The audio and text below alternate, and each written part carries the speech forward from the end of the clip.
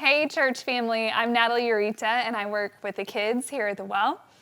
We thought that this week, everything's a little different. You guys have a little bit more time at home, and the scheduling and routine is a little different. So it might be a really good time to start some new traditions with your family as you prepare your hearts for Holy Week coming up and get ready to celebrate Christ's resurrection. We have, first of all, a resource that we want to suggest to you. We know many of you know about the Jesus Storybook Bible. We've given it out to many of you before, but it has 4 incredible stories, all leading up to the resurrection story. So it starts with the servant king, and then we'll go through 4 stories after that. So we would just suggest this week, as you get some time, to sit down with your family and slowly go through each one of those stories, maybe once a day. If you don't have access to a Jesus Storybook Bible, many of the stories are online, even animated and read aloud on YouTube. So we can link those to you and send them to you through an email if that's easier for you that way. But just a few ideas that we have to send to you guys.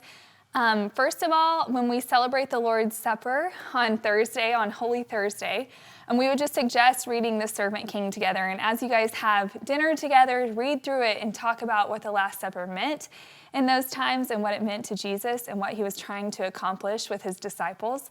And then maybe even taking some time to wash your children's feet and talking to them about what it meant for Jesus to lay down his life as the King of all to become the servant of all. So we're going to talk to our kids about how much we love them and how this is an act of service to them.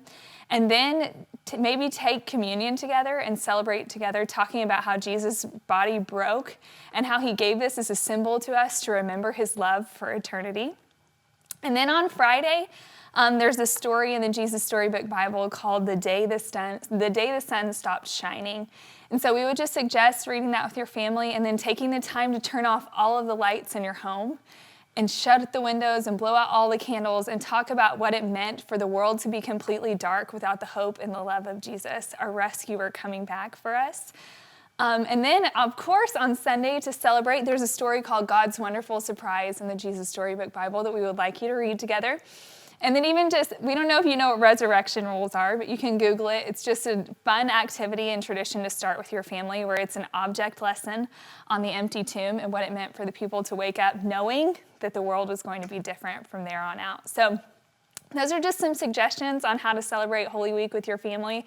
We know it'll look different for all of you, and we know the Jesus Storybook Bible is meant for younger kids, but it even just speaks to my heart today as an adult. So even if you aren't a child or don't have children in your home currently, we would still suggest maybe reading through those stories yourself or looking them up online so that you can get the same hope of a rescuer into your heart this week.